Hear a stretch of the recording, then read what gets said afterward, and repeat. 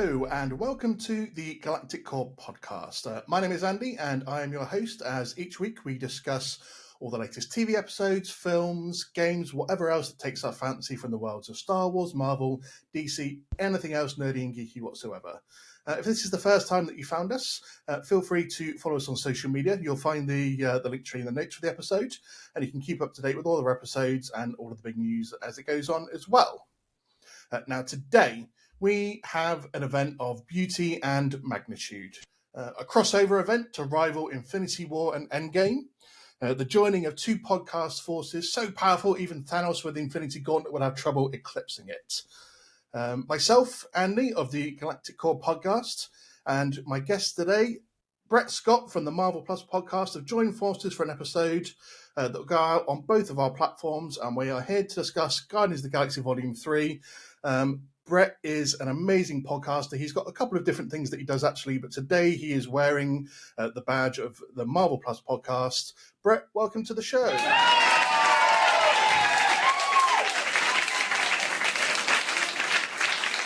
Thank you. Thank you very much.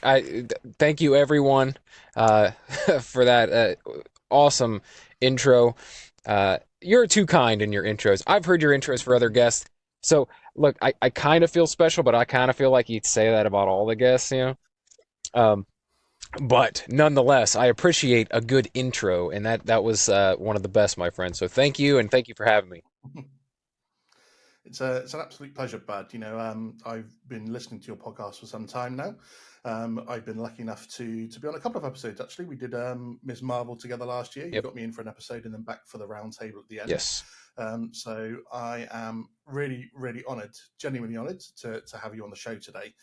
Just so my listeners get a little bit more acquainted with yourself here, Brett. You've got the Marvel Plus podcast where you generally review all the Marvel shows that come to Disney Plus. So unfortunately, you've been on a little bit of a hiatus recently due to the Marvel deciding to, as a lot of people have said, quality over quantity, perhaps. Yeah. I'm sure we'll get into that in a bit. But tell us a little bit more about yourself, how you got into podcasting, and also about the other podcasts that you do. So I think my podcasting journey kind of started from YouTube. I started YouTube probably way back in like 2012. The channel's evolved quite a bit through the years. It went from a fitness channel to just kind of like a vlog channel, and eventually just turned into my all entertainment and pop culture and anything I want to talk about channel. From there, I wanted to do more frequent stuff and quicker little episodes, and I didn't want to always have to make a video out of it and edit the video. And so I was like, podcasting seems like a much quicker way to put out content. But silly me, like I make a video version as well and then put it on. So I kind of defeated the purpose of making it a quick turnaround. But that's kind of how that started. It started with YouTube, talking to an audience that way, and just I've always enjoyed being in front of a camera, in front of a microphone. Ever since I was a kid, I always wanted to grab the attention of the people around me. I wanted to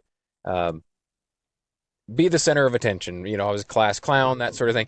And this is just a way I can still do that when I'm 40 years old. So it seems to be the best route to go for people like me, and that's how I ended up doing podcasting. So basically, there is the Daily BS podcast, which is just an extension of the YouTube channel. It's an audio version of that YouTube channel, and that's everything entertainment and pop culture. And then I have a kind of friendship, bro, entertainment, pop culture podcast with a friend of mine named Jesse Cole. It's called Long Lost Brothers. And we literally just shoot the shit for an hour every week. There's no syllabus, there's no rubric of how to do it. We just kind of get on there and talk for an hour. So there's that. And then I have a long hiatus podcast called Ambassadors of Quan, where I review 90s films specifically. But it's been a couple of years since we've done an episode, so hopefully we get back to that. But Marvel Plus is probably the most recent thing that I've started. And I started it right at the beginning of the Disney Plus series dropping. Actually, I created the podcast about a year before in anticipation of at the time was Falcon and the Winter Soldier, but Mhm. became WandaVision. And so ever since then, I've covered every episode of the Disney Plus series. The idea of Marvel Plus was to specifically hone in on just the series because I knew that there were going to be a ton of series, ton of content week to week to cover, and and once again, that's come to bite me in the butt as well, because now all of a sudden they're deciding to put 6, 8, 10 months between series. But you know, I feel like part of part of the game, part of doing this, like podcasting, YouTube, whatever, entertaining. Um, I feel like part of it is being able to adapt on the fly and change stuff up if you need to. And so I've kind of evolved the Marvel Plus channel now, uh, to also include other stuff like the films, um, talking about like speculation in between series coming out, just general conversations about the MCU overall, but with still the main focus being the Disney Plus series because that's where it all started. Nice. And where do you stand at this moment in time with the MCU? You had quite an interesting sort of episode that you did last week, with the young man Connor, was it? Yes. Um, where you sort of got his perspective from a Gen Z point of Mm. view. You know, we're very similar ages. We're a bit older.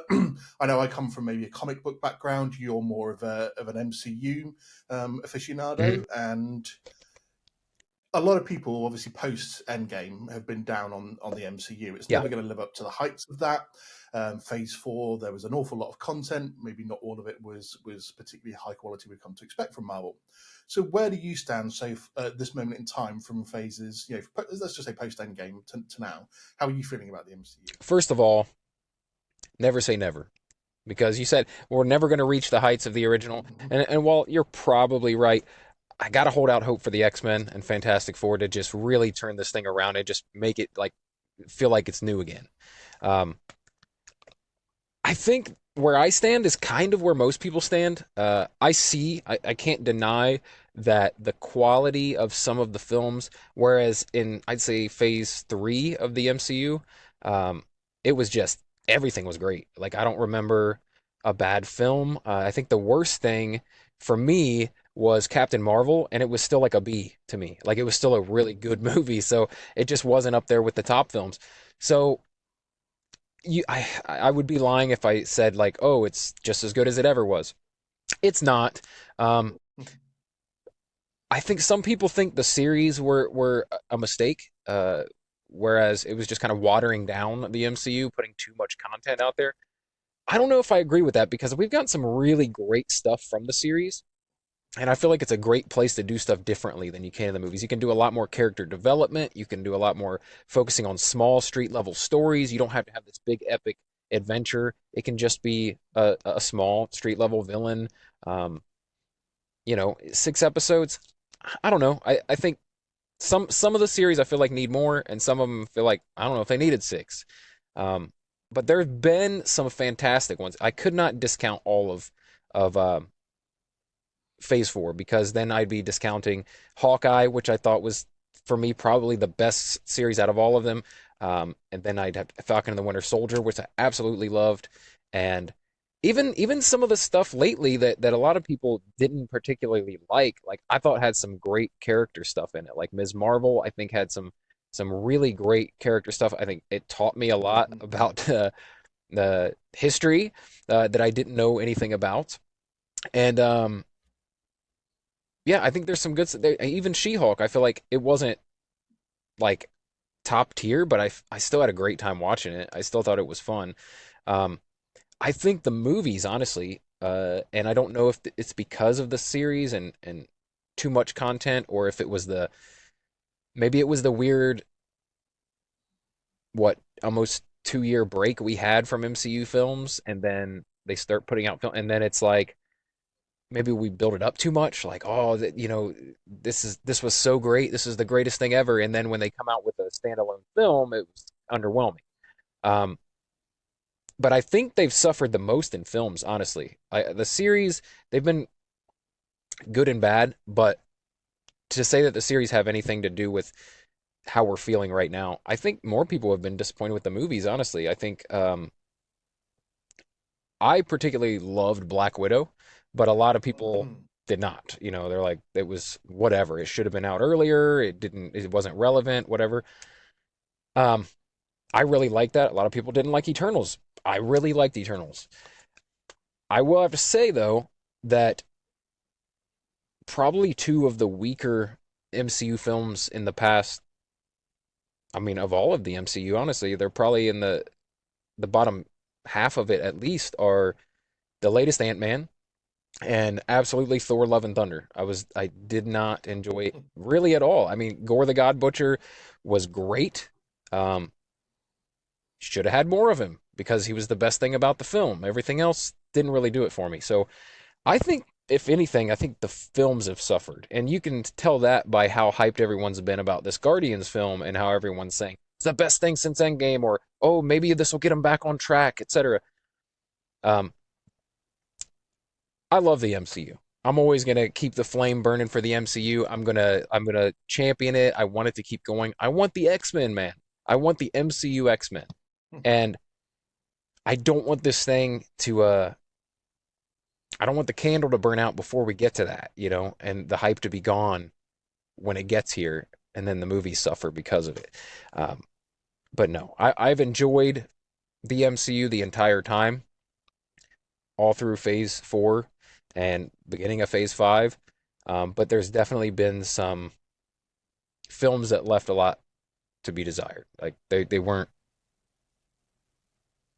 top tier. Hmm. It's definitely a hot topic at the moment, isn't it? In terms of, is there going to be superhero burnout? Yeah. Just in general, not just with Hmm. Marvel. Um, Simply because we're getting a reboot of the DC universe as well. Yes. Obviously, James Gunn, the director of this Guardians trilogy, going over to that side to take charge there.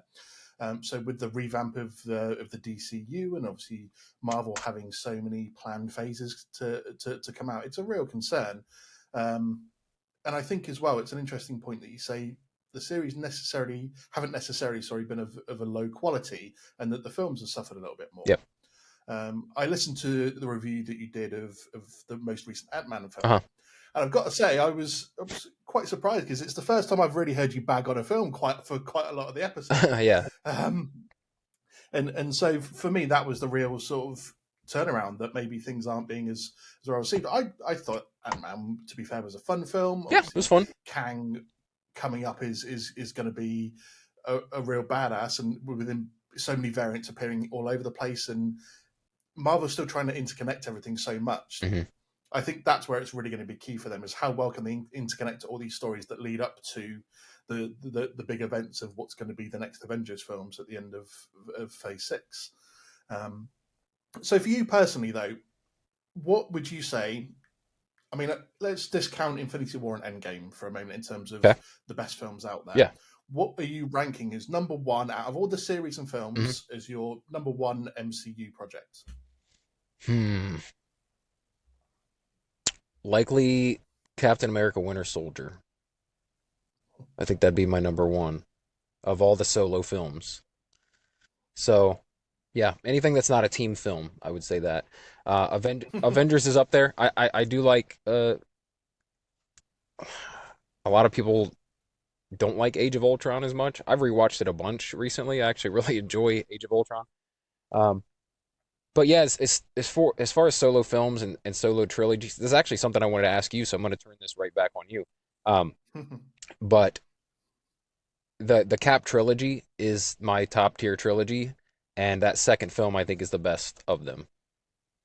So let me ask you a question. Now, this is something I came up with before because we had a couple of the teams or a couple of the solo films that have now had at least a trilogy. Some of them have had four, but of all of those that have had three or more films, how would you rank them in terms of trilogy? So, like, what's your top trilogy, second highest, third highest? Are we counting the Avengers as having a trilogy of I films would as say well? no, no, no, no. Solo films. No, so it's just solo Yep. ones. Okay, so we're talking what, Iron Man, Hmm. Captain America, Thor, and I suppose we can include Guardians in that now as Yep. well. Um, yeah, I and think Captain America, and that trilogy has to and go. Ant-Man as well. Ant-Man, of course, Yep. yeah, of course. Yeah, I think Captain America has to go at number one. Hmm. He's definitely got the strongest trilogy out of all of those. Um, I think that the first film was fairly strong. It certainly wasn't the best of Phase One, to be fair, but it was a really good solid start. Hmm. Winter Soldier for me is definitely up. I still think that's. I don't think it's number one of my list. It was for a long time. I think that it's still definitely top three though in terms of all the films. Yeah. Um, Civil War is probably the film I've seen the most in the cinema. I think I saw it three times in the first 24 hours of release. Because pre COVID, I used to go to all the midnight Hmm. viewings. So Civil War, I was there at midnight. I was back in at 7 o'clock the next evening to see it with some different Wow. friends. And then as I was walking out of that one, some other friends were going in and said, "Do you want to join us?" I'm like, "Well, I've literally just finished watching it, but sure." Okay, so yeah, three times in the first 24 hours of seeing that particular film. So yeah, Captain America goes at number one. Um, I do think for me, Iron Man goes at number two in terms of his trilogy. Okay. I know not a lot of people are fond of Iron Man 2 and perhaps by extension Iron Man 3 a little bit as Hmm. well. I actually quite liked Iron Man 3 as a film overall. But in terms of enjoyment and their stories, I put Iron Man at number two. Okay. Um, I think third, I would go with probably the Ant Man trilogy. I think again, it's one of those ones that the first one was really fun. It was a cool film. Yeah. It was something a little bit different to maybe the rest. So I was quite enjoying that film. The second one, I think a lot of people weren't too keen on the second Ant Man film as well for some reason. It was set between Infinity War and Endgame, um, and it wasn't maybe a great film, but again, for what Ant Man is, it was a suitable film for them. I think Yeah. I really enjoyed his films and the humor that they've had in those films. Um,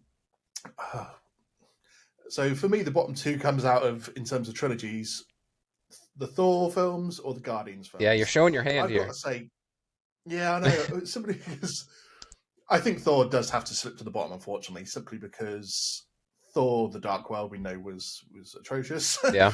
and Love and Thunder obviously not a great film either. But Guardians trilogy for me, I liked Guardians one. Hmm. I've always had Guardians 2 ranked quite low on my entire MCU list, to be fair. It is the only film I've ever gone to see where I've fallen asleep in the cinema. I had to go Wow. back and watch it Okay. again like a few days later. So I'm never a huge fan of Guardians 2, to be fair. Guardians 3, I think it's been a really good film. Obviously, we'll get onto that later in the Hmm. episode. But yep, so for me, Captain America, Iron Man, Ant Man, Guardians of the Galaxy, and Thor goes in at the bottom. Although I love Thor as a character, I think he's been great in 80% of the films that he's been in. It's just Yeah. overall quality of a couple of his films haven't been up there. Yeah, and he's great as a side character. I think in the Avengers films, he's really good. Like he really shines because it's not all focused on him. But he gets these. They kind of gave him a comedic side towards I don't know. In the team films, he was a little more comedic. And then once they hit Ragnarok, then it just like it full on comedy, right? Like it was and action. Like it, I think Ragnarok's the best of the Thor films. Like the other ones aren't even that great. I feel like Ragnarok's just this like diamond in the rough. Like it just I don't it's almost like an anomaly. Like how did this happen? How did one awesome film and they even had, the same director, writer on two of the films back to back, and I still think Ragnarok just so much better than Love and Thunder. So yeah, it's a weird set of films because I think Thor is great as well. I think he shines in all of the Avengers films, especially. Yeah, absolutely. I think they gave an explanation as to why Thor has become so comedic from sort of Ragnarok onwards, and apparently the official explanation is after having spent a couple of years on Earth around Tony Stark, he's picked up a lot of joking and Ah, sarcasm, and so that's the reason he's become more jokey is because of the people he spent time around. Then they're always wisecracking around each other and stuff. So ah, yeah. Then you get him with Peter Quill, and it's just like you know times 10. to be fair, those two characters have bounced off each other really Yeah, well. yeah, I loved watching those two. It's one of the great benefits we get from the MCU, isn't it? Is moving on from where we were in the first couple of phases of the MCU to the latter ones, getting those big crossovers, getting more of a mix of characters than we would have got before. I mean, probably one of my favourite parts of Infinity War was obviously you got Rocket, and Bucky together, and Yeah. Bucky's just holding up this racket while they're going around in a circle, shooting around. It's something you probably never would imagine you had seen 5-6 years before Yeah. that. Um, so let's talk Guardians then. So, Let's. in terms of before going to see the film, Uh-huh. when the trailer came out, when obviously we got to see the initial sort of reports about it all, what was your excitement level at? What was your anticipation to the film? What were your predictions for the film? Well, going in, like I said, I had been disappointed by Thor: Love and Thunder. Um, Ant-Man to me was okay.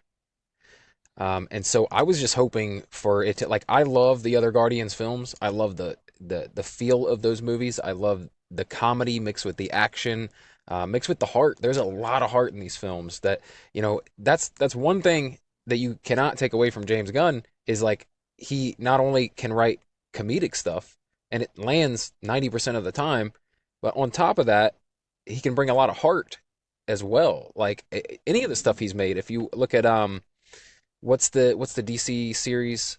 Uh, Peacemaker. Peacemaker. A lot of heart in that show, and it was so ridiculous. It was so outlandishly silly, but also like almost made you well up with tears sometimes. Like not many people can pull off comedy that is also, heartfelt. And I think the Guardians films did that better than most of the MCU. Definitely in mixing the comedy with it. A lot of the complaints about the MCU are it's too jokey. Sometimes it's too jokey. There shouldn't be as many jokes. Well, first off, when it first started, it was kind of like there wasn't a whole lot of jokes in the first phase. Um, but I think that for me, most of the comedy lands. Okay, like Ant-Man, I think has great comedy. Um, I think that Guardians though probably does it the best for me. Like that is like a perfect ensemble cast to like bounce stuff off of each other. It just works so well. And James Gunn's just that's what he excels at, like mixing the comedy with the heart. Um, so going in, I had kind of like I guess I tempered my expectations a little bit just because of Thor: Love and Thunder and Ant-Man, and just the way everyone's feeling about the MCU. It kind of like creates this um, just overall feeling in the zeitgeist. It's like oh, it's getting worse. Things are coming downwards. It and I didn't like that feeling. It's like it's hard to navigate through that and like be like this is gonna be awesome. This is gonna be great. Um, so I didn't get my hopes up too much, but as soon as the reviews started coming out, um, first off, I saw the trailer, and I thought the trailer looked really good, and I was like, it looks like there's gonna be a lot of heartbreak in this thing. I remember the trailer just looking like, oh man, some rough stuff's gonna happen in this. Maybe we're gonna lose some of the Guardians. Like that's what I was thinking. Um, but when the reviews started coming back, it was like a sigh of relief. It was like, ah, okay. People don't hate the MCU. I'm not out here promoting and talking about a dying thing. It's still alive, and this movie kind of brought some people back. I think. I hope. But yeah, that's going in. I was carefully optimistic about it, and then once the reviews came back, I'm like, oh yeah, I think this is going to be a good one. I think carefully optimistic is a good phrase because that's what I was feeling.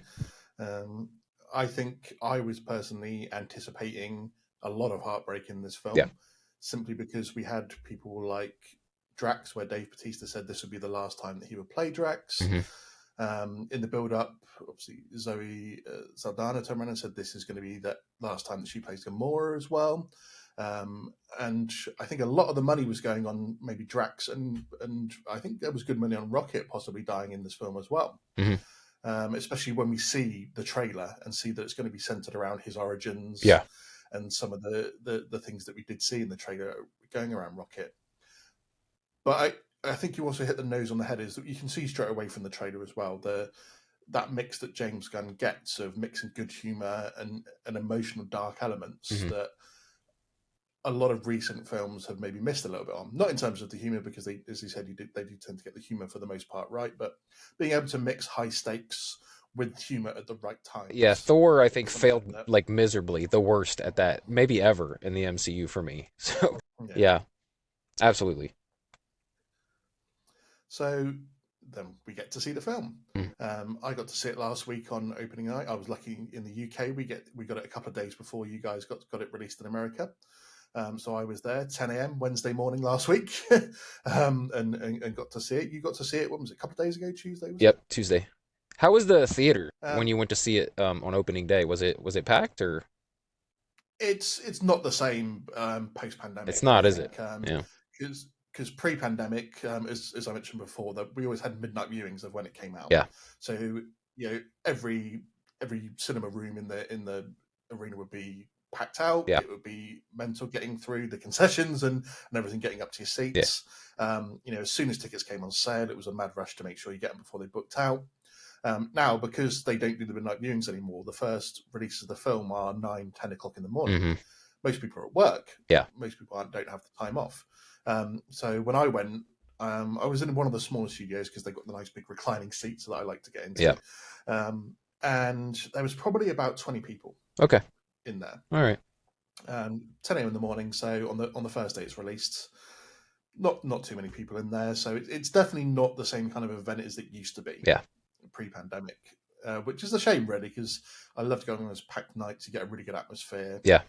and it's a shame it's not like that anymore. How is it for you guys over there? It's yeah, I mean pretty much the same. I actually switched to from going on opening day where I used to always go on opening day. It's just gotten too expensive to go on opening day and just it's too difficult to navigate. So um I usually opt for we have $5 Tuesdays here. So it's like, much cheaper to go on a Tuesday during the daytime. So that's normally what we do. A buddy of mine, Justin, who's been on the show a bunch, we uh we go see all the MCU films together. We usually meet up somewhere between 10 a.m. and noon on a Tuesday and watch it. So not super packed at all. Plenty of space in the theater. These are also really big theaters, and it's also playing in like 6 or 7 of the theaters inside of the movie house. So that kind of spreads it out too, I think. Like having a showing every hour on the hour Yeah, kind of spreads it out. So yeah, nothing like it used to be. No packed houses anymore. Um, and you're right. I miss that. There's something about that, like the atmosphere of like because real fans are the ones that go on opening night. The casuals aren't there on opening night. Like those are the big fans are there for those midnight showings. So it creates an atmosphere. Do you ever? I was curious because I know a lot of people are like this, but um, do you when you come out of a theater, are you usually a little higher on the movie than say like a week or two later when you've had time to think about it? Like when you come out, you're like, that was really great. And then you start thinking about it and you're like, was it though? Like, was it great? I know a lot of people, there's something about the hype and the seeing it in the theater on the big screen that kind of it adds a few percentage points to the movie. Do you feel like that? yeah, I do, to be honest. I mean, a lot of people think I go in first and foremost as a comic book fan and Uh-huh. are going, right, I want to see this from the comics, I want to see that. Yeah. And I actually go in as quite a neutral person. I go in with a clean slate on my mind, going, okay, I'm just going to sit down and just accept this film for how it is. But I do generally come out of it ranking it a bit, because I normally go into some groups and I put my sort of immediate thoughts and ratings on there straight away. And a week or two later, I've sat down and gone, actually, remembering it back, was it that good, Yeah. or did it actually need to be a little bit better? So I understand where you're coming from. So yeah, I do get a bit of that sort of movie high, seeing it straight away and coming out and going, I actually really enjoyed that. And then when you think about it critically, you're like, oh, actually. Yeah. I had the same problem with Star Wars. To be fair, Yeah. I could go in and come out and go, that was actually quite decent. I don't mind that. And then you sit down at home and go, ooh, Yeah. it's, I had so that was my experience with Thor Love and Thunder. I remember I did the review like a day later or something. And if you go back and listen to my Thor Love and Thunder review, it's like I'm pretty high on the movie. Like I acted like I really enjoyed it, and then like now, I mean, anyone who listens to the show can tell you like not my favorite film. You know, like I don't really enjoy it. Um, not one that I rewatch. So yeah, I think it makes a big difference. The atmosphere makes a huge difference, and that's what made me think of that. Is thinking of like opening night, all the fans, everyone there loves the MCU. You know, no one there's a hater. Everyone is like excited that's there. So, and you remember all those compilation videos they used to put out on YouTube of like reactions, like crowd reactions to the movies. Like that's so much fun. I think the only thing I've seen that with recently has been No Way Home, Uh-huh. because I actually went the evening of the day it was released rather than first thing in the morning. Yeah. So I went to like an 8 o'clock in the evening showing. So the cinema was absolutely packed out. Mhm. It was sold out, and the atmosphere was really good. You get the other Spider-Man in the film, and there was reactions in the cinema to that as well. So I think it depends on the type of film. And like I said, I'm going at 10 in the morning. I'm not expecting it to be packed out. It's not going to be the same atmosphere Yeah. as a fully packed. But if it's released on a Friday, I think if I was to go on a Friday evening at 8 o'clock, the cinema would be packed out. It'd probably be a bit different. Yeah. It's just my thing of I need to see this film the second it's released. So I'm there. I generally book days off work to make sure I'm there first thing in the morning, and I'm saying to the boss like I'm not going to be in that day in the morning. I'm going off to the cinema. So Yeah. it's my own need to see it as early as possible gets in the way of maybe going for a cinema atmosphere. I got a little depressed the last time I was at the theater because I was sitting there with my friend. We're both, I think he's 40, I'm 38, and I turned to him and I looked around the theater, and I turned to him and I was like, "Look at the demographic in here." I was like, "This franchise is for, I think maybe the demographic that they're shooting for is like little tiny kids and also middle-aged men." Like that's it. There was not a single 20 something in that theater seeing the movie. Like there wasn't even any teenagers and it was mostly people our age. I was like 40, 50-year-old guys. Okay, I guess this is where we're at now. Like but I get it. You know, we're the ones that grew up wishing for superhero films, good ones, and finally started to get them, post 2000. So it's like we're all kind of reliving our childhood, I feel like. I think it's a fair comment. You could probably say the exact same about when I went to see Super Mario Bros. Yeah. It was all older people having the nostalgia of Super Mario Yeah. Bros. And then they're there with all their kids and young kids and stuff like that. There was no teenagers or 20 somethings in sight, really. To be fair, so Yeah. I I still object to the fact that they say these kind of films are really made for kids or a younger audience nowadays. Yeah. I think the MCU is still catering for the millennial, For sure. really, in terms of a lot of their stuff, Yeah. because their core fan base that's been there since the start and that they've picked up Yep. through phase 1, 2, and 3 of the MCU are the ones that are still going to ride along and probably be there till the very end, whenever the MCU potentially comes to a close. And they're just picking up new fans in the wake of that along the way. So these people that say, "Oh, the newer series and the newer films are maybe made for a younger audience," I don't necessarily agree about that. How are you feeling about No, I think that Ms. Marvel looked like it was going to be geared towards a younger audience, and it is. I feel like, but it works for me as well, and I didn't expect it to. I thought, hey, this is a show for teens, maybe 20 somethings can enjoy this, but um, not for a 40-year-old guy. But I, really loved it. The main reason I'm pumped for the Marvels is Kamala Khan being in it. Like that? I'm not even a huge like Carol Danvers fan, a Monica Rambeau fan, but the fact that Kamala is going to be in it, and she looks hilarious in the movie, the film looks so much fun. It could be because they paired it with the Beastie Boys soundtrack. Um, Mm. really like that was the perfect song for that trailer. Uh, got me hyped for it, and I never thought I'd be hyped for a Ms. Marvel film or a Captain Marvel film. But I'm telling you, I'm really pumped for that. That's one of the things I'm looking forward to next. The Beastie Boys are getting around a bit at the moment as well. They've been in that trailer. They were in the Guardians of the Galaxy film. They were Yeah, in the Super Mario Bros. Film as well. So they're getting themselves around at the moment, don't which is yeah, funny. don't count those guys out, man. You can't. So, been to see Guardians of the Galaxy. Yeah.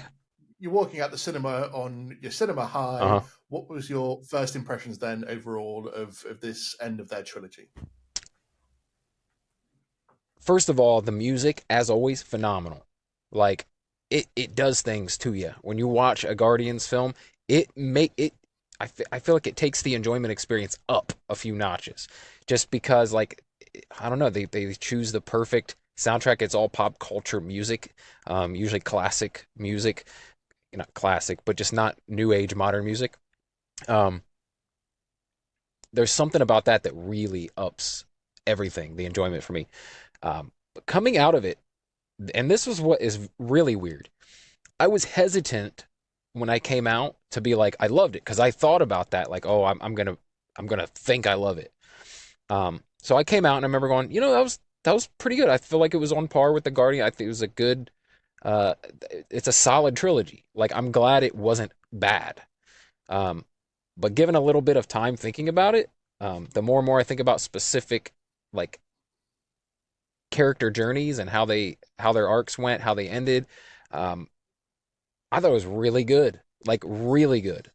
I'm like more happy with it now thinking about it than when I first came out of the theater. When I first came out, I was kind of like, was it good? Was it? I think it was good. There was a couple little things in there that maybe didn't jive so much, but there was some really great stuff in it.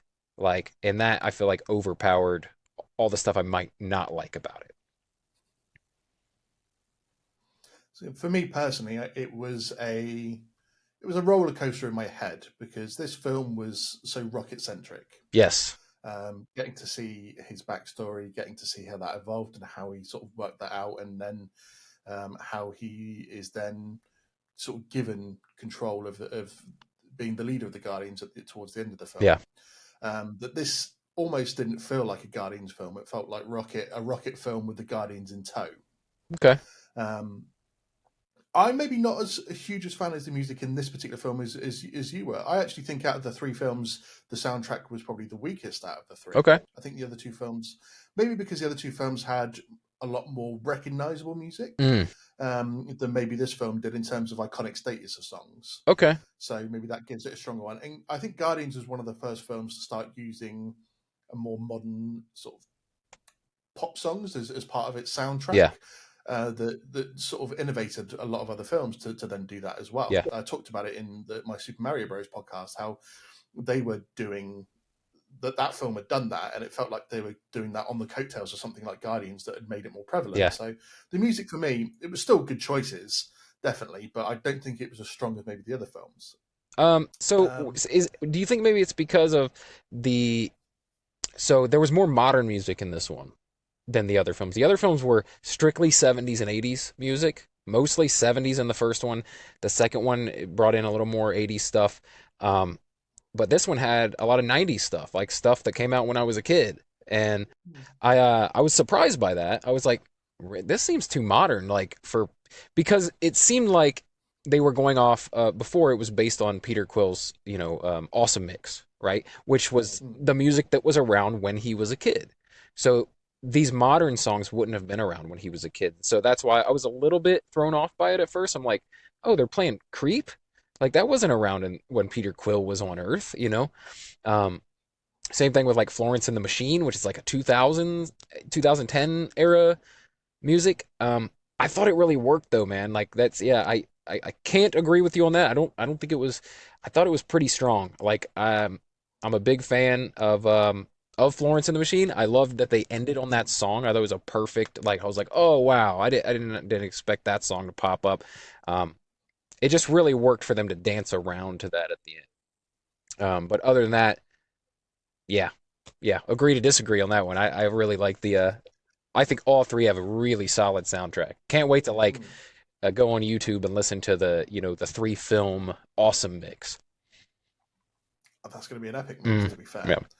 And I don't disagree. There was definitely some strong songs, and like you said, 70s for the first film, 80s for the second film, 90s for the most of this film, and then at the end of the film, when it's sort of the Guardians are essentially breaking up and moving on to other things, then they move on to the 2000s. So Yeah. definitely a nice play of going through the eras for each film and to then moving on from there. But Rocket, as we were saying, is definitely the heart of this film. Yes.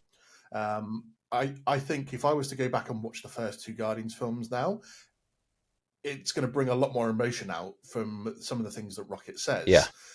In the first film, he talks about, I didn't choose to get pulled apart and put back together like this, and this film now brings a lot more emotion to the things that we've seen in the first couple of films. Hmm. Um, do you think this was the right way to go for this film in terms of focusing on Rocket's background? As I said, sometimes it felt like it was a Rocket film with maybe the Guardians being brought along for the Yeah. ride. Do you think to end a team like this trilogy film was the right way to go for them with making Rocket the heart of this film? Because let's face it, a talking raccoon and raccoons are cute. I never thought a CGI baby raccoon could make me feel so much emotion as this film did, to be fair. Yeah. So I think that personally they've made a great choice with focusing on Rocket's background and his story and evolving him further on, rather than being this gun happy, smart ass little raccoon who didn't really know who he was or what he was. Yeah. No, I agree. I think no one else, even the human characters, Peter Quill, like I don't think anyone else as a character could have pulled that emotion from me. We've seen Peter be depressed in every film since the first one. Like, yeah, it is sad. Like his backstory is sad. They all have pretty tragic backstories, right? That's part of like what brings them all together, and I think, uh, you know, makes them bond with one another without even like kind of admitting that they're like trauma bonding. They are, and that's they kind of become this family of misfits who all have tragic backstories. Um, but I think that it was built up in such a way like this wouldn't have worked as a rocket focused film if the other films hadn't alluded to his background so much. I think as a trilogy, it does a really great job of building that through the three films and then revealing it in the third one. Like that's a long play right there. That's a long game. Um, I don't know what else I would have wanted to see in terms of like someone else being a central figure in the film. I think Peter and Gamora were central to most of them. Um, I think the holiday special helped a lot too, give characters moments. Like to be fair, I think I really loved the holiday special, and I think it really gave Drax and Nebula a chance to really and Mantis a chance to like take center stage at certain points, and especially Mantis and Drax in that relationship, building that relationship. Um, and I actually think that yes, it was rocket focused, and I'm glad that it was. I think it's perfect for the villain that they chose, right? Everything was really it just was written perfect, and you don't need the rest of the MCU to enjoy this trilogy. I don't feel like I feel like you could watch it outside of the rest of it. Um, Maybe a couple of the things you wouldn't understand, like the references that they make to stuff in the Avengers universe. But overall, I think you would enjoy the films like as a contained story, and I just think it was of all the trilogies, it's one of the better ones in terms of building one big giant story. So yeah, that's my answer to was I glad that it was a rocket focused film? Do you think films like this, or films for the MCU in general, work better when they're more character centric as opposed to building up or them going up against a big bad threat? Yes. So in the first film, obviously, it's very succinct, fair Yeah. enough. Obviously, in the first film, we see them going up, up against Ronan the Accuser, who wants to start wiping out planets and is a very big bad galactic threat. Hmm. Everything else sort of builds up around other films, sort of puts pieces of the puzzle together to build up to a big threat. Yep. But sometimes, is it just better to go, let's just focus on the individuals rather than having to put them up against a big bad threat? I mean, the High Evolutionary, as I said, was a perfect villain for this film because he's someone that he doesn't have a big agenda in terms of he wants to take over the galaxy.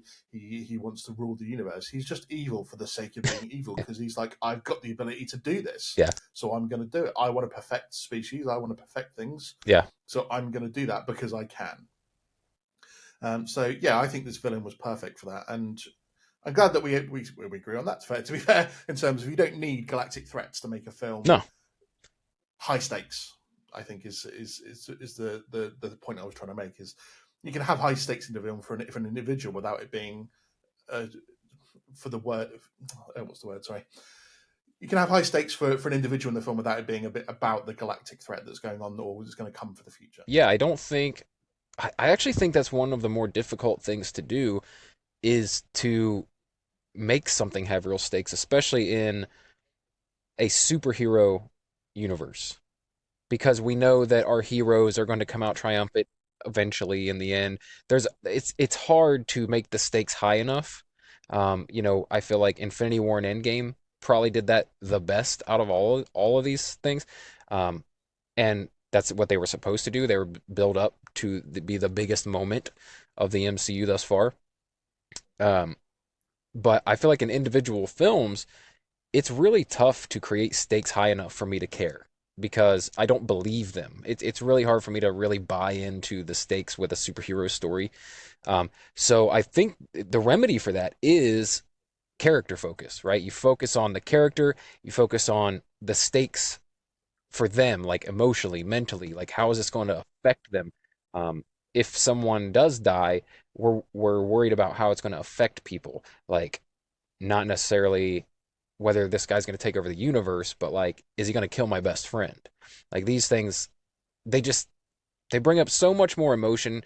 They make me care about the stakes. Like I said,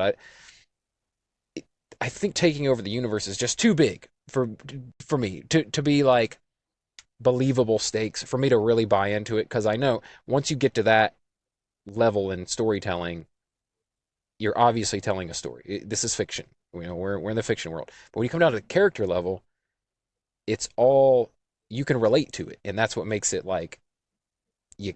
That's what makes you care about the characters more, and what makes you care about the story that they're telling more is that like, oh, this could be me, or I felt that before. I know how that feels. Like that's the good stuff for me. That's the good stuff about storytelling. Like the character stuff is why I love the MCU, and what the best of the MCU does is tell great character stories.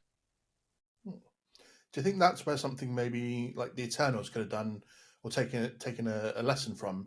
Because they had such a large roster of characters for their film. Mm-hmm. They're trying to introduce new characters to the audience of not only just the team, but others that we're probably likely to see in other projects down the road as well.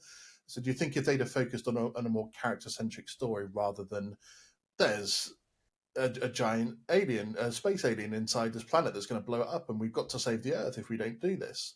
Do you think they would have been better started? Because we know we're going to get more Eternals films, Mm-hmm. and the characters are coming back. So, do you think that would have been better for that kind of film if it had focused more on the character centric and a local threat rather than something big that was going to sort of change the Earth in their universe? Maybe. I think maybe the problem with and I say problem, I actually really enjoyed Eternals. I know a lot of people aren't huge fans, but I thought it was a nice change of pace. Brand new characters being introduced, but they didn't do it in the way that the other films did. Like when they introduced characters, for one, it was a much smaller story. Like Iron Man, it was about Iron Man. It was about Tony Stark. Captain America, it was about Steve Rogers way back in the 1940s. It like had no relevance on like now, and we knew the world wasn't going to be taken over because it didn't end in 1944. Like we know what ends up happening because we know that from the other films that the present is just fine. So those got to focus more on character building and like individuals. And then when you have an ensemble as a first film, it's kind of tough, man. There's too many people to get to know for you to care about any one of them very much. Um, so I kind of get it. It's like when you do a team film like that, you kind of have to have the big stakes. There's not enough room in the film to dive into characters. Um, but then also, maybe it was the fact that they tried to do both. They tried to make us care about these characters and dig into some of their backgrounds and some of their storyline, but then also have this huge threat looming over everything. And it's like you didn't have time to really care about the characters. Yeah, I think that's probably a good assessment of it, to be fair. So, obviously, a lot of characters in this film. So let's delve into some of them. Yes. let's just get a funny one out there for me. Is Groot in this film? Uh-huh. Obviously, we've seen him come from the very first Guardians film, um, and we know that the Groot that we've had after the first Guardians film isn't that original Groot. It's technically son of Groot, and he's grown up from a stick with a little Uh-huh. dancing head in it. So we got teenage Groot in Infinity War and Endgame, and then obviously Guardian, and moving on to sort of where we are now, and he's older Groot now. Yeah. And I'm still trying to work out what this new Groot's powers are. To be fair, because he, we've got Kaiju Groot that just makes himself bigger out of nowhere. He developed wings at some point. Um, he seems to be the only character as well they haven't really sort of developed an awful lot of because of they got rid of the original Groot and then this one sort of grown up through. So do you want to see a Groot series at some point to see what his species is about, or a bit more character development for him, or do you see him as just Rocket's side character who's there for a bit of fun because we love seeing him do all these weird things and kill people with his arm stretching out all the The time? last thing that happened, just for reference, I don't know if you remember, but you had just told me that James Gunn confirmed that that was us now being members of the family, and that's why we could understand Groot. So we'll just pick it up from there. Um, Yeah. that's that's really it's actually pretty cool. I think that's a I hadn't thought about that, but it makes total sense that like now we can understand Groot. He actually is still saying I am Groot. We're just hearing what he's actually saying. So that's pretty cool. That's a pretty cool little touch. I think you changed my opinion on that now. So moving on then to Peter Quill, Star Lord. Um, Mm, as always, a little bit mopey in this film over Gamora because he's lost his Gamora. It's not the same one. They had a couple of good scenes together. I think the one that springs to mind personally was the elevator scene with him, Nebula, and Gamora, where he goes on his rant and he calls her a yeah, dick. And he's like, "Oh, I got this Gamora. She's not the same, and she's a bit of a dick." And Nebula's like, "Oh, okay, no, that's true." yeah. But did we really get the true Star Lord in this film? Simply because what we seemed to get was Peter Quill with guns, because we don't see him really in a Peter Quill outfit. We don't get his mask or anything like that, the things that make him Star Lord. So hmm was Star Lord kind of a bit missing from this film? I think what's happened is I think we've developed Peter Quill and Star Lord about as far as we can, or as far as because all these the other two films focused very heavily on him. Um, I feel like he was the central character. He was the POV character for the first film, definitely. And so I feel like it was okay that he didn't have a ton of story in this. It made it more of a Guardians film than a Star Lord film.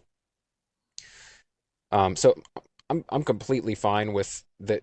Basically him having no more development really happening in this film. Basically, he's the same guy as he was the last time we saw him, like in the holiday special, and in Endgame. He's the same guy that we see. So um, I'm completely okay with it. Yeah, there's definitely less focus on him, but I don't see that as a problem. Focusing more on Rocket was the right move. That's fair. So then Gamora, on the flip side of that, hmm I've heard quite a lot of people say that she wasn't really needed for this film. Uh, It's a different Gamora than we've been used to, and that we've obviously gotten for the previous two films and for Infinity War. So, was there really a need to bring her into this film just to satisfy and stamp down the fact that this isn't the Gamora that we had before?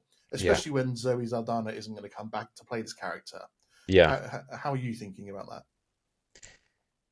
yeah. It was believable. She played the characters very, very believable that this wasn't the same Gamora. Um, Actually, it was the same Gamora. It was just an earlier version of Gamora. So I think that's a big difference too, because right now we're dealing with the multiverse and stuff, and it's like that's interesting to me to see other parallel universe versions of characters. Like that can be good. That can be exciting. However, this is a character we've already met before in the first Guardians film.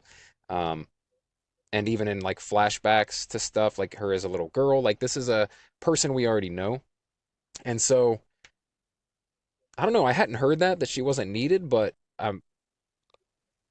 I'm kind of maybe agree with that. Like I don't know that she had much to do in this film really. She was a Ravager. Um, she basically just helped them with their mission and then went back to the Ravager. So, and I guess for Peter to have his closure, kind of a little bit, um, Hmm. she might be necessary. But that being said, like even like we just discussed, Peter's story wasn't central to this story anyway. So, um, I guess I'm glad that he ended the film properly, rather than still being in his sad, mopey state. That's a positive, but Hmm. otherwise, no. It's like in terms of the story that they told, I don't think she was needed.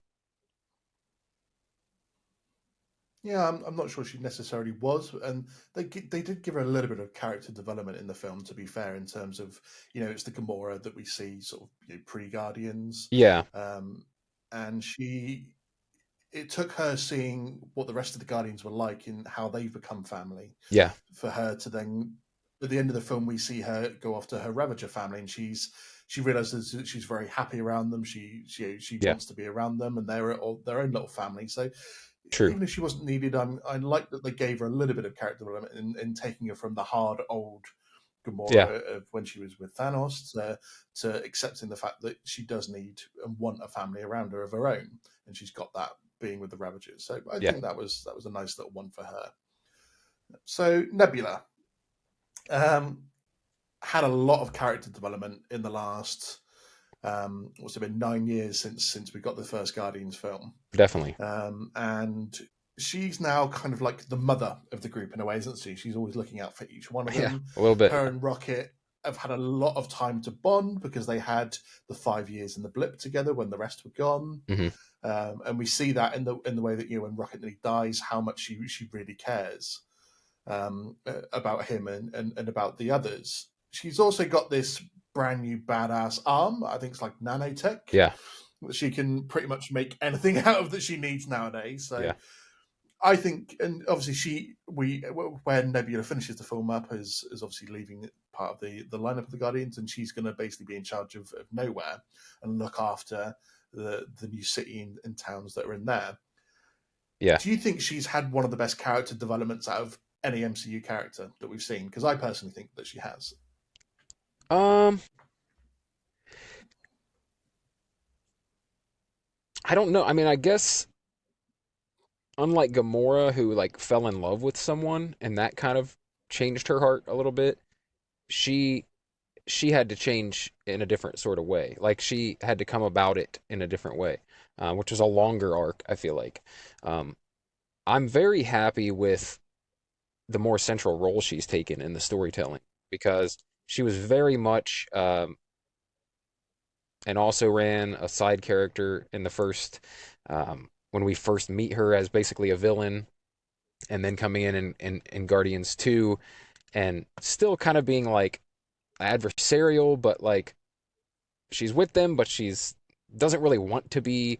It's and then you get in the third film, she's a full on good guy. She's facing her old self, who is still set in her ways. She's definitely had a very interesting arc, and Hmm.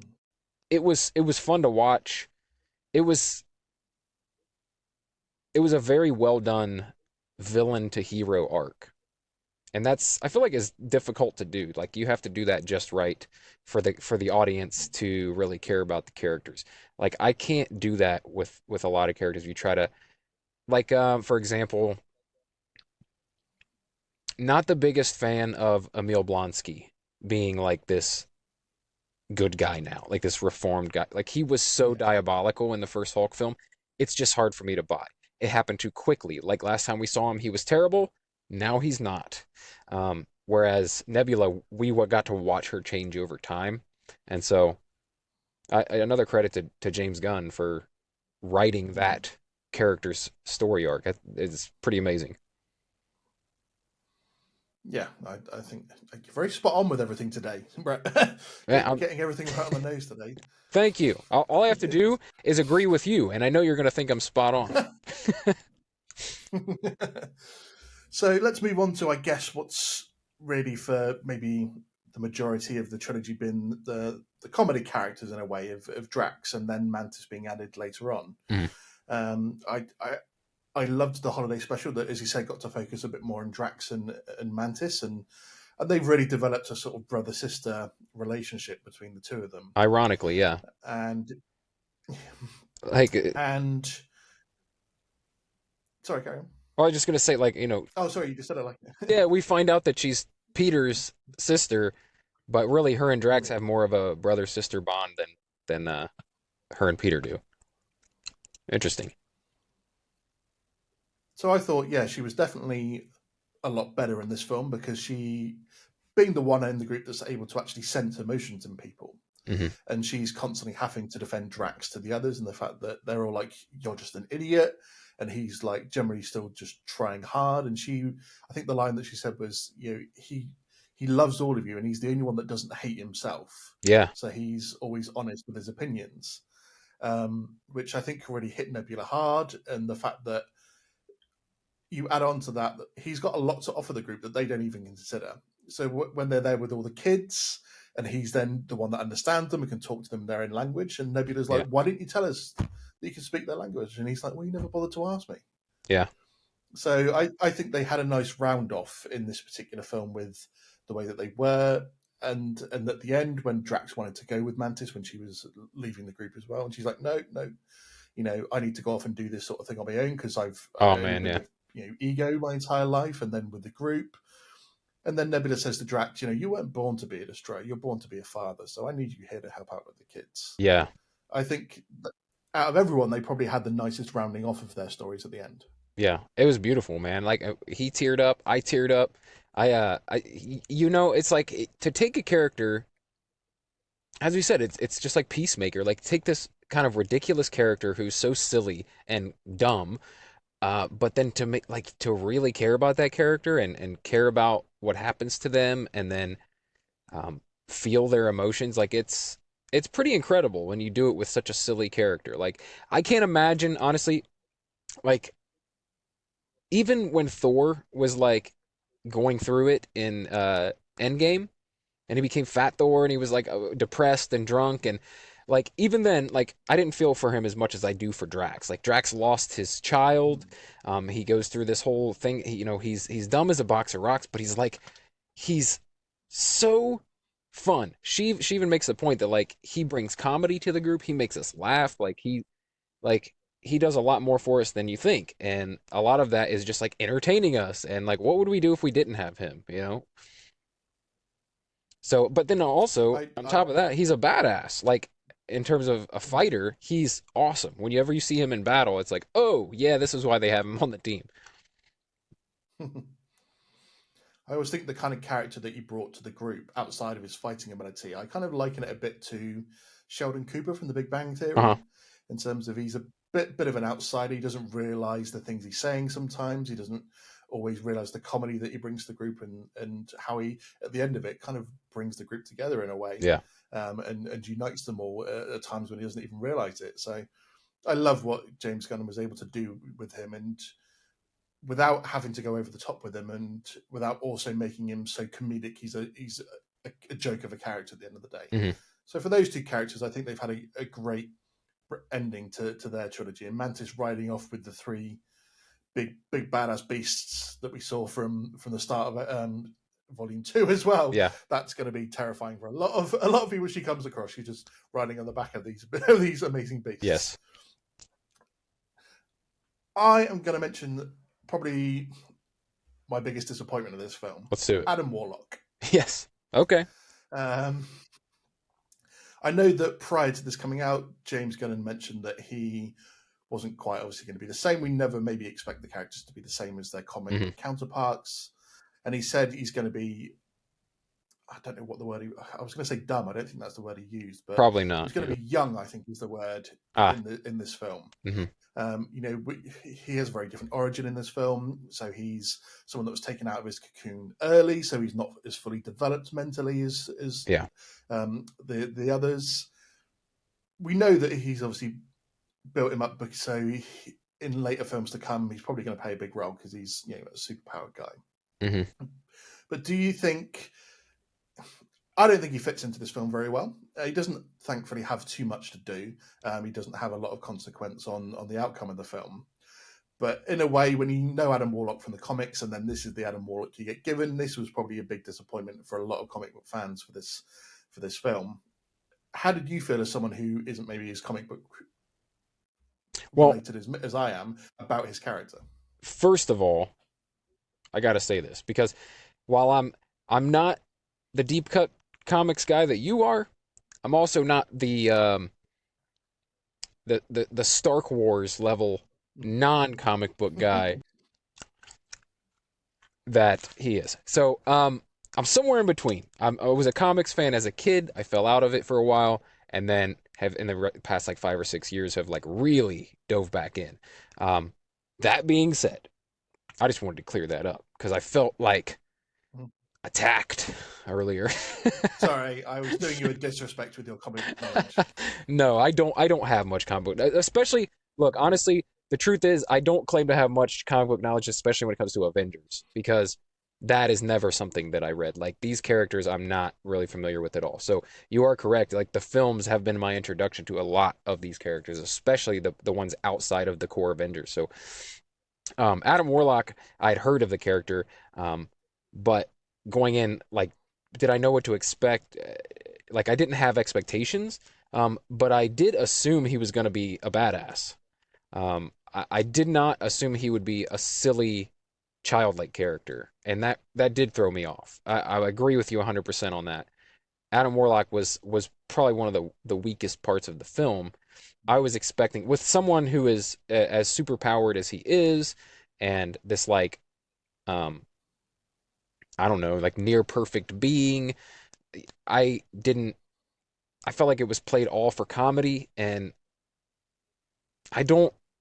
I don't love that. It's like when they did like some of the gods in Thor: Love and Thunder. It was like, oh, I thought this was supposed to be like this awesome, powerful god, and it's like, oh, you're just playing it for laughs.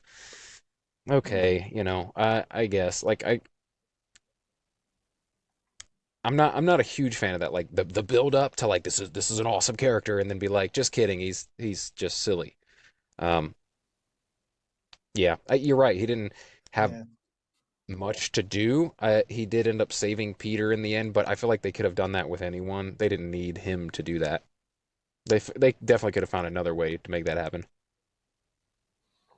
I felt like James Gunn felt himself like he had to push him into this film and get him in somehow, because we get the tease Yeah. and the collectors sort of dead in episode 1 of the Cocoon. We obviously get the post-credit scene at the end of volume 2, Hmm. and then so it feels like James Gunn has gone, well, I've got to include him now because I've built him up now that he's going to appear at some point. And rather than leave this character to somebody else to bring into the MCU, Yeah. he's gone, I guess I've got to kick him in there somehow. And he feels like a bit of an afterthought to me, and it's so disappointing. Yeah. We're probably going to get a really badass Adam Warlock somewhere around Secret Wars and those Avengers films at the end of Phase 6. But yeah, I just felt like this character, there was no need for this character to be in there in that sort of way, Hmm. in a way that you can go, oh, he's young and naive, and let's give him a chance to develop. Sometimes you just want someone to come in and be badass straight from the Yeah. off. I think this was the character they needed to do that. And they really tricked me in the beginning because when he came in and just decimated nowhere, like, and I thought some of the Guardians were gonna die right there in the opening of the film. I really did. I'm like, what is gonna? Oh man, they're gonna kill somebody off right away. This is gonna be really dramatic. Um, he was kicking ass. Like he came in just decimating everyone, and I was like, oh, okay. And then they reveal later, like, he's underdeveloped and he's like a toddler, basically just discovering the world. Yeah, it really. I feel like they could have done so much more and had him be a much cooler character. But also, you're right. It's like they just threw him in here because if you did want to develop him more and make him cooler, where do you fit that in this story? Like, I don't think it fits at all. Hmm. It's a shame, really, but I'm sure, like I said, we'll get a more developed Adam Warlock Yeah. later down the Do you road. think it'll be We can really a see our different growth. version of him, like a different, um, from a different Earth, or do you think it'll just be somehow he's now stepped up, like aged up. So yeah, it's an interesting one because they've obviously left it so he can personally be developed. Yeah, But as you said earlier, with this being the multiverse saga, there's nothing that's stopping maybe in those Avengers films at the end of Phase 6 when they combine maybe multiple realities into one main timeline again. Sort yeah, of that we lose that particular Adam Warlock, but we get obviously the same guy playing him, but we get a more developed, older, more experienced badass Adam yeah, Warlock. So I hope that they've committed to this now in terms of we're going to develop this character and let him see it.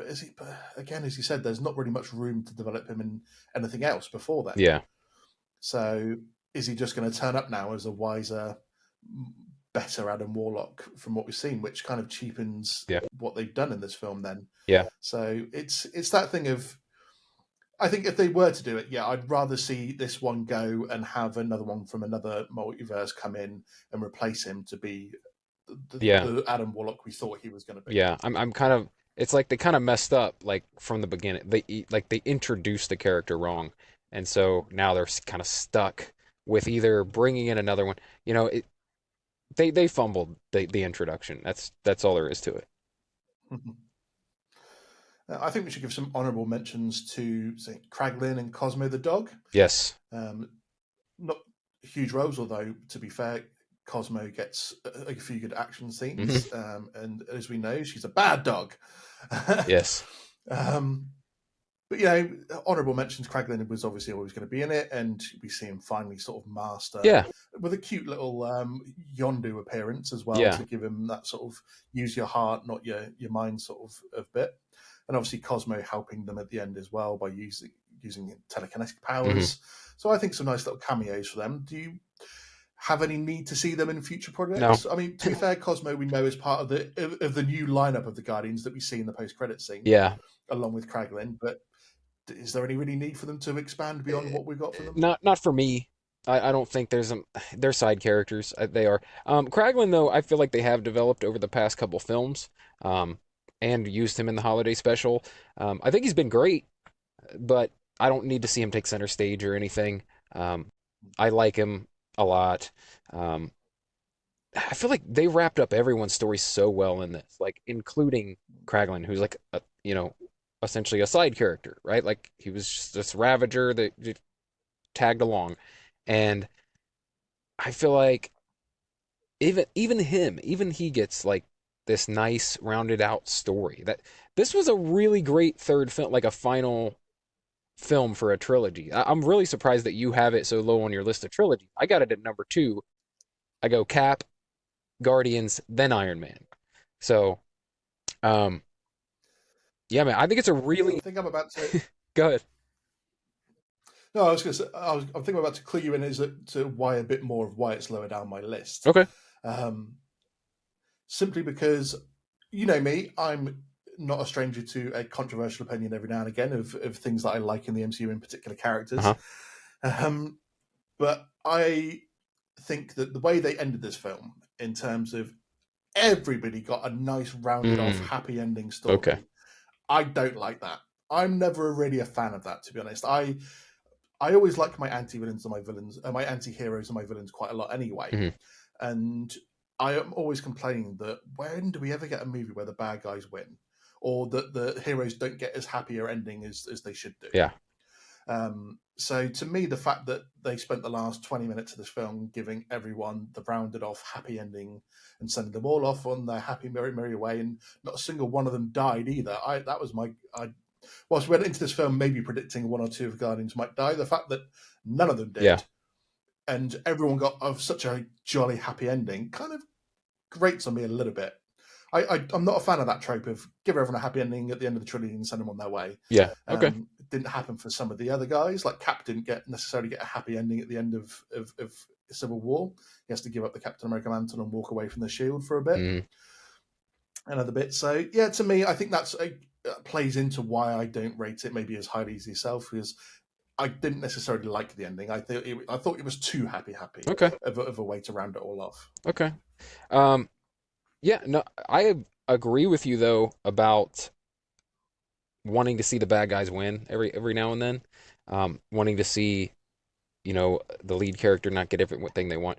For me, this is like it's tough with the Guardians because they are like while they're like we said, there's a lot of heart, a lot of drama in it. It's still like the fun-loving group. It's the comedy. Like we go to have a good time and laugh. A lot of times when you go to see a Guardians film, um, not as much with like an Iron Man. Well, maybe with Iron Man, but not as much with Captain America. You don't go to see those films to laugh your butt off. That's not why you're going. You're like because it's cool action. It's a great story. Um, but most of the time, I would agree with you. Like too happy of an ending. It just ended too perfectly. That would not believable that no one in this group would like everyone would come out Mm. unscathed. Uh, I think they included for me. I think they included enough darkness in this film though to counteract that. Like when those other specimens got killed, that was rough, man. When Rocket had to see his friends killed, they built that story up so well of him like befriending these other, um, you know, animal things, hybrid machine things, and like it was so sad when they killed them off, and they showed it, like they showed these animals dying. It was rough, man.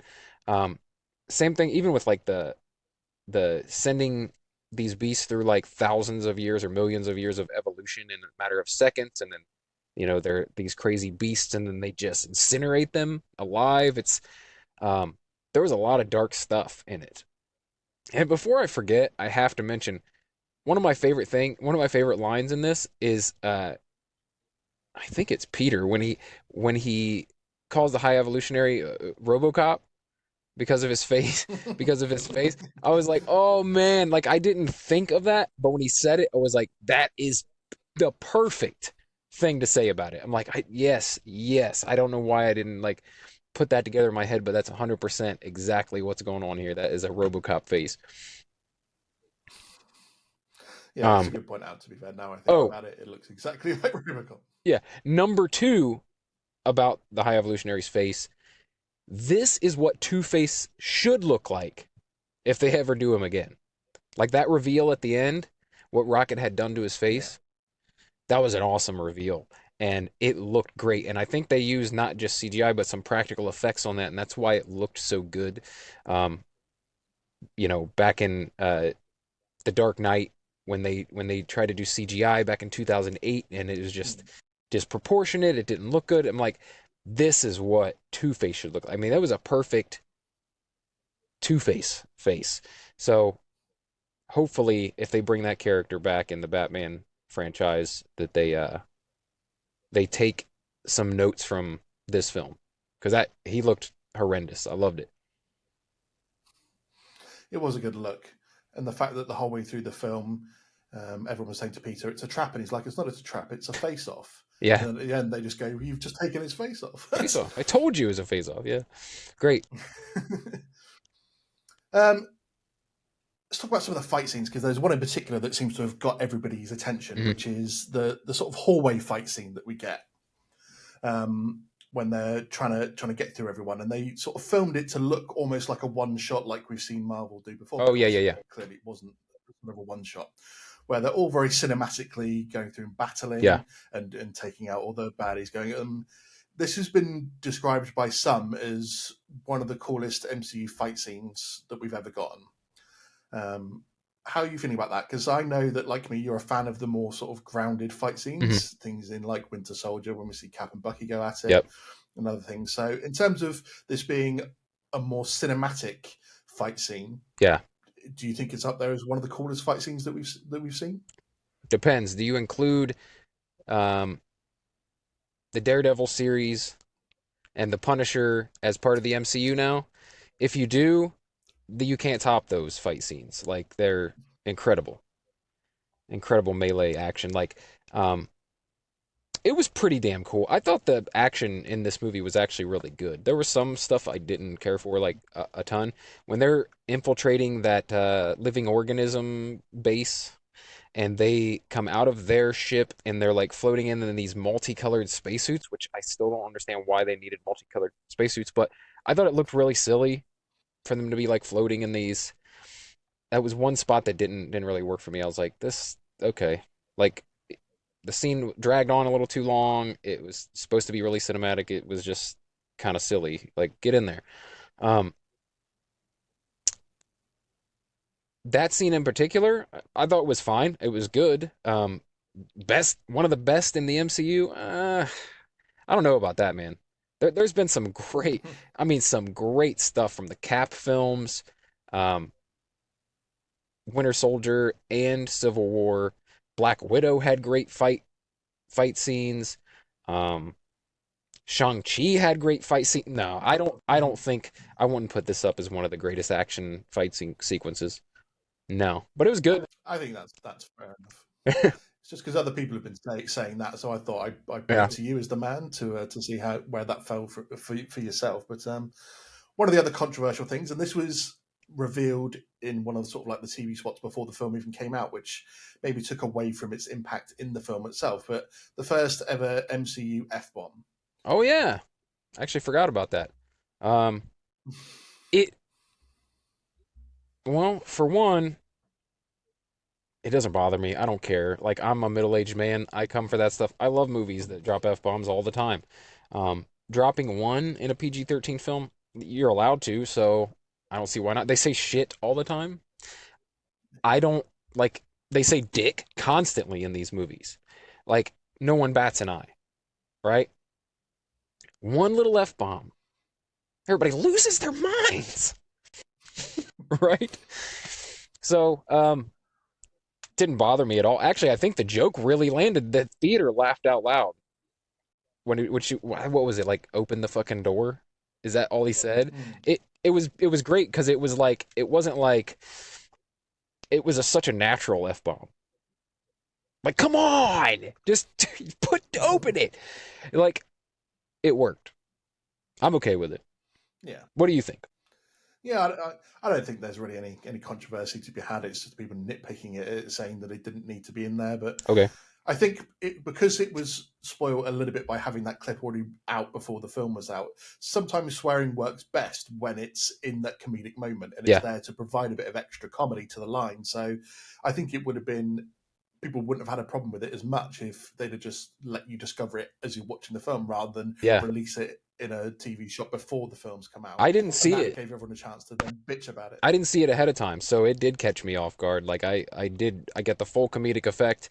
Um, yeah, man, I'm the type of person like words are words. I don't like let my kids run around cursing, but like if I caught them cursing with their friends, like I'm not gonna be like, "What do you think you're doing?" You know, that's just not me. I feel like um, I have pretty coarse language. My kids hear me cuss. You know, like my wife and I, pretty fluent in cuss words. So lots of f bombs being dropped. So I don't know. I don't know if it makes me like a modern aged parent. I don't know, but uh, we're not too concerned about like there are worse things to worry about than the sounds that people's mouths make, you know.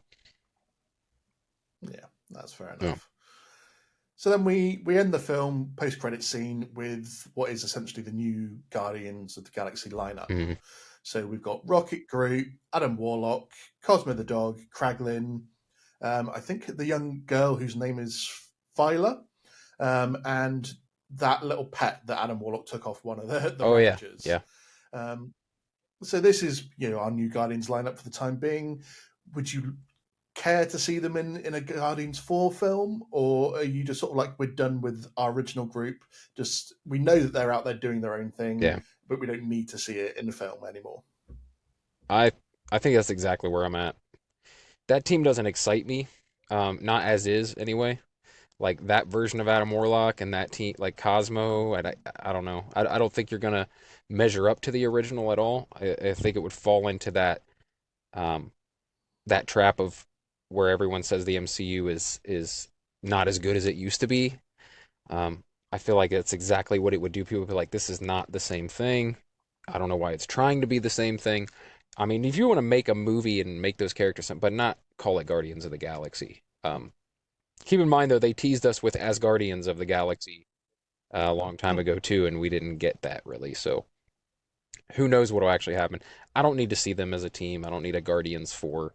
I am curious though why they said why they put that post credit like Star-Lord will return at the end.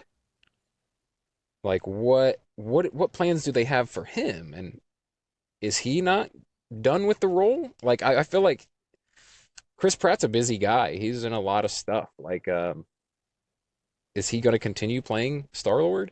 Or is it going to be a different version of Star-Lord that we're going to see? Maybe they just mean he'll show up in Secret Wars for a cameo.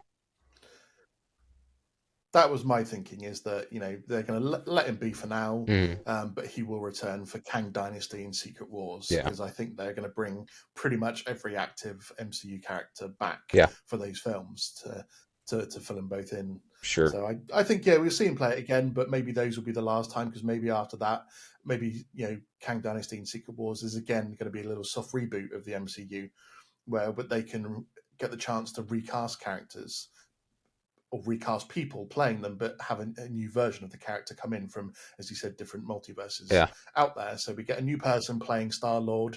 It's a new version of him, but it's still Star Lord in the MCU. yeah. I think that's the way they might go. But yeah, we'll see him back for those films. I've got no doubt. I'm glad that Do you think this is? I'm glad that Sorry, Karen. he acknowledged his role in Infinity War of like punching Thanos and ruining everything for everyone. I'm glad that he acknowledged that in this film. That was a good piece of writing. Um, but I do hope that like in this next event, we get to see some redemption for Star Lord. Like I hope that maybe he does something right against the final villain in King Dynasty or Secret Wars.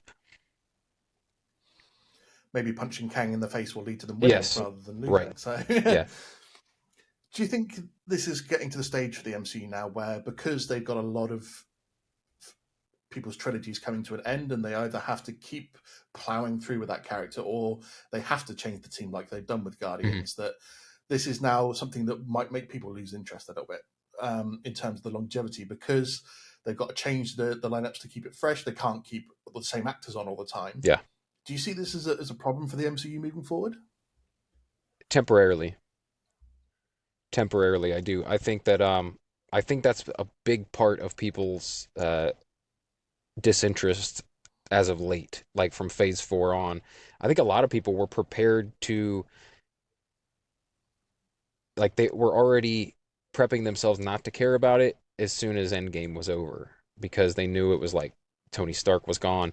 They knew that Cap was gone. We weren't going to get to see those are the two main like flagship characters of this whole thing and they're gone and then you know that other people, you know, their trilogies are coming to an end.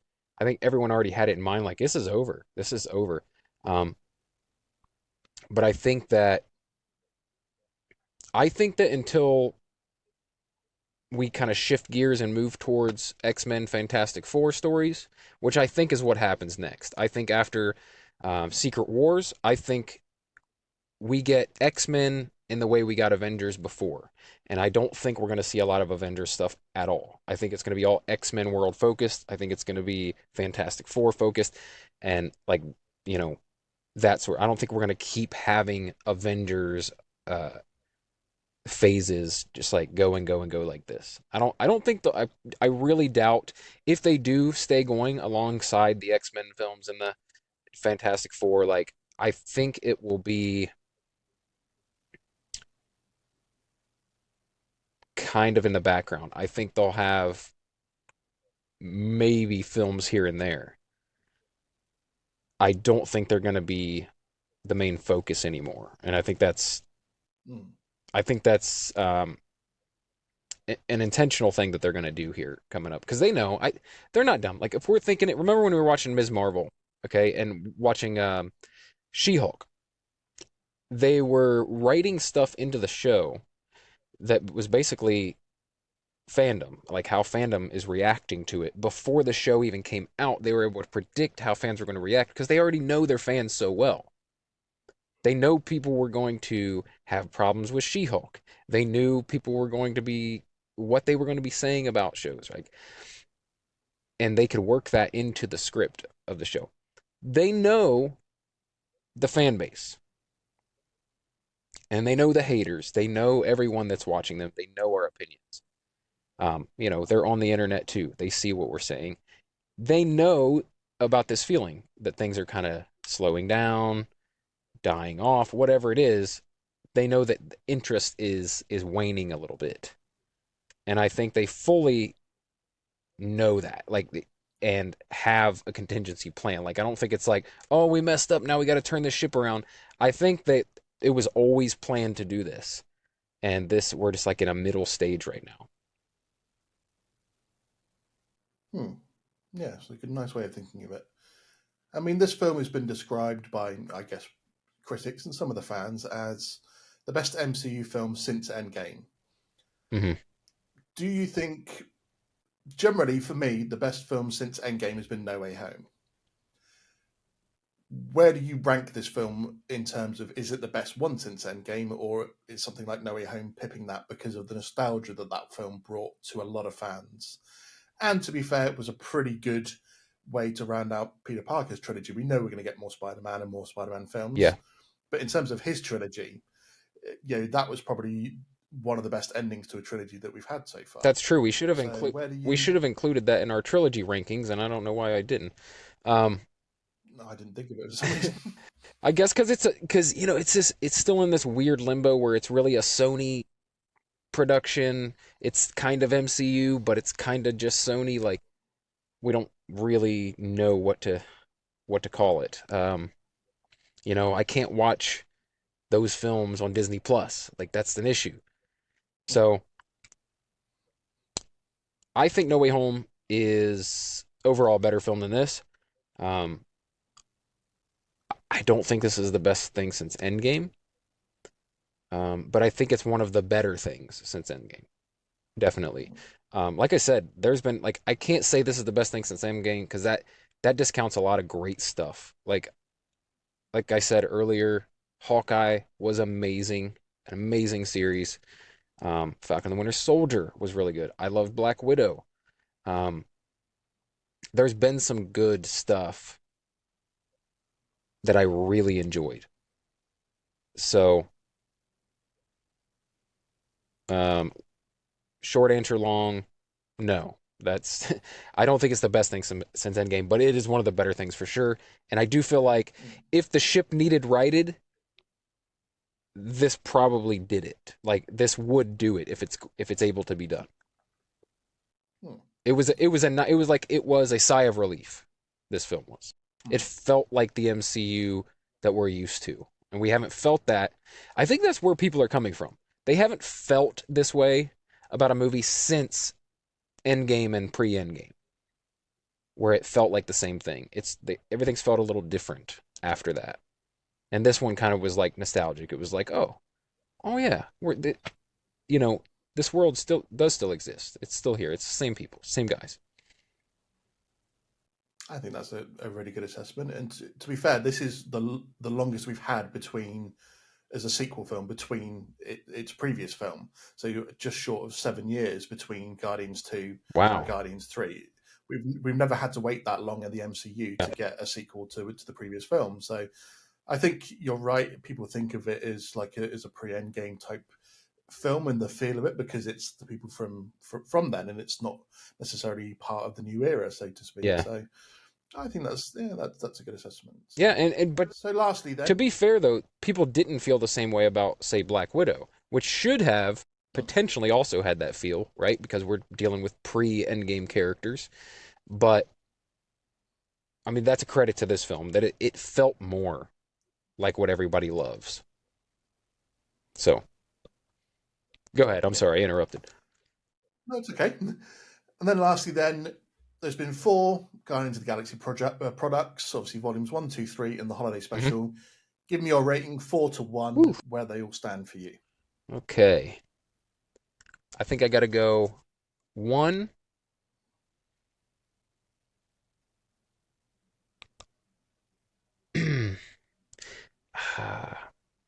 Man, this is tough. This is tough. This movie is too close. I've watched it too recently, and I haven't watched it enough times. Um, I actually really liked two, but I think I would go because of just the amazing Rocket Raccoon story in this. I got to put this right after Guardians 1. So 1, 3, and then probably holiday special, and then two, I think. We are in agreement. I really did enjoy that holiday special, and it's like, as I was saying that I didn't enjoy two, because I did. I think this is a solid trilogy, one of the better trilogies of the MCU. I think it's a really solid, like, they're very, for me, it's an even trilogy. Like, there wasn't a, like Thor, it goes like not great, terrible, awesome, terrible. Whereas this one goes like, you can't rate it worse than like good, good, good. At the worst. But I would rank it more like great, great, pretty good, good. Like, yeah. And what do you give Volume 3 mark out of 10? Oh man.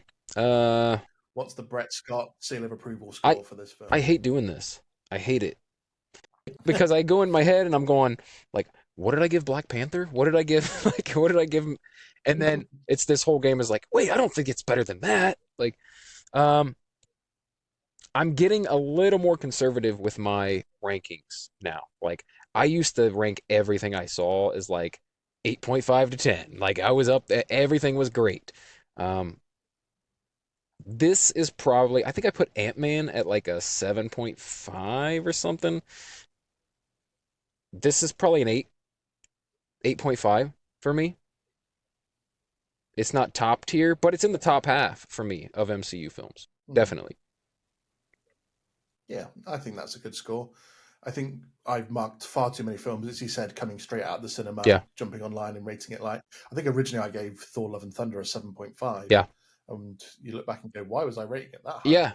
I gave it a 7 and really uh, it should have been like a 5. Like I was like, yeah. Overall, good film, lots of Hmm. laughs, some really dark moments as well that James Gunn has managed to balance really Yeah. well. A good 8 out of 10. Brett, thank you so much for doing this episode with me. It has been really good to sit and have this beautiful chat about the MCU in general, and then obviously about how good this film is. What project outside of the X Men? Because I know you, I know that you cannot Yeah. wait for the X Men to appear in the MCU properly. Not the Ms. Marvel mutant sort of drop that we got, but the proper Yes. mutants of the MCU, the X Men to appear. Outside of that, Hmm. what is the biggest project that you're looking forward to? Mm. As I said, of things we've already seen trailers to, I gotta go Ms. Marvel, the Marvels. I think that looks like a ton of fun. I'm really pumped for that. Never expected to be, but here I am. I'm excited for it. Um, Stuff going forward right now, the thing I'm most eagerly awaiting and scared to death to watch is Daredevil Born Again. Mm. I'm so excited to see what they do, and I'm just terrified that it will pale in comparison to the Netflix stuff. And I've also recently read the Born Again source material, and it's like, ah, man, it's so good. The source material is so good. The adaptation for Netflix was so good that I'm afraid it can't get any better. I'm just looking for them to like match that. And I'm just skeptical about it. But one of my favorite things um, so far in the MCU, I think that Daredevil series is one of my favorite Marvel things ever to come out, and so it's gonna be tough to top. But bringing Charlie Cox back, it's really exciting that they're gonna keep this character going after all that time. It feels very um, restore the Snyderversey, right? It's like people were clamoring for it, like please keep Daredevil around, and we got it. We got him. We got Charlie Cox. We got some other cast members back. So um, that's the most anticipated right now of things we know that's coming. Nice. But broadly, yes, Mm. X-Men will always be like I've been waiting since like the start of the MCU for Marvel Studios to get the rights back and see what they could do with it. I think we're all excited to see X-Men. It's been a long time coming. Yeah, And I think it was only a week or two ago, the MCU had its 15-year anniversary of when it first started, crazy. when Iron Man first came out. So, we've been waiting a long time. We've got to wait a few more years, I think, for it was going to be late 20s, maybe the early 30s before we do get the X-Men in I there think we see properly. him showing up in Um, Secret Wars, and that's kind of like the beginning of the X-Men. I think we're going to see some show up in Secret Wars. Um, and obviously we have the Deadpool movie we've got coming. Deadpool 3. Yeah, Yeah, Deadpool 3 coming. That's going to have a few in there as well. yeah. Obviously, Return of Wolverine and Hugh Jackman. So a lot of multiverse jumping in that one. And Hmm. um, I think it's still exciting, isn't it? The future of the MCU to see where they're going to go. See, I'm you gotta keep definitely hope looking forward to alive, man. I almost feel like, and this is, I don't know if it's a scary thought or not, but what if they use Secret Wars to, close the multiverse off? We come back to like a prime Earth, and it is an Earth that has X-Men but doesn't have Avengers. In much the way we've been in the Avengers universe that didn't have X-Men for the past 15 years. I think there's infinite possibilities of what they can do with Yeah. at the end of a multiverse saga. Uh-huh. This is why Secret Wars is going to be probably the biggest thing that they've done, Yeah. because they can go so many routes. There's so many ways that they can close off that story. Like I said, a soft reboot of the MCU in Hmm. general, and I'm excited to see where this goes. That's So what the comics do, right? I mean, that's every time they do yeah, a big crossover event, it's basically a reboot. They're just like, well, let's restart the universe. DC's done it like 30 times now. Like Marvel's done it. Like, oh, this is the new version of that character. So they could definitely, take a cue from that and just start over. We shall see. I know. I think I'm that's the like, way I'm they keep it going. I'm keeping this conversation going. You can't stop me. Um, but you like thanked me for being on like 15 minutes ago. But thank you for having me, man. And also, this is a crossover episode, so thank you for being on my podcast as well. Mate, it's been an absolute pleasure. I'm a big fan of your podcast as it is, and just yourself as a gent. So it's an absolute pleasure to do any of this stuff with you. I was more than happy to be on your show last time, and I think I'll be happy to go back again if you ever want to get tired of listening to American accents. You can always get the British guy on, and I'll Absolutely. be more than happy to do that. All right, man. Just so my viewers know where to find you, tell everyone at home where they can get your podcast, where they can find you. You can find Marvel Plus anywhere podcasts are heard. You can also find me on YouTube, where I do my Daily BS podcast, and that is also in podcast form. You can find that on all podcast catchers as well. So just search Marvel Plus, search Daily BS, either on YouTube or on your podcast catcher of choice. Nice, and I'll be linking your details into my episode description as well. So I encourage anyone listening to my show, pop across, listen to Brett. He's always got some good guests on as well. So you'll be doing yourself a favour, if anything else, by going and listening to his show. So I Appreciate will that. be Can back you next also, week. since this is a crossover episode, can you also share Yeah. with my listeners where they can find you, not only the podcast, but like on social media if they want to follow you? Yeah, so the podcast is on Spotify, Apple Music, Amazon Music, Audible, all the regular places where you can find any of your podcasts. We're on Instagram, Facebook, we're on TikTok, we're on Twitch as well. The Galactic Core Podcast, just type that in and we should pop straight up on there. Awesome. Thanks, man. Amazing. Yeah, I'm going to be back next week. I've got a couple of guests on next week's show, but I'm going to be reviewing the new Jedi Survivor game that I completed a couple of days ago. So I'll catch you all back then. And until then, everyone take care.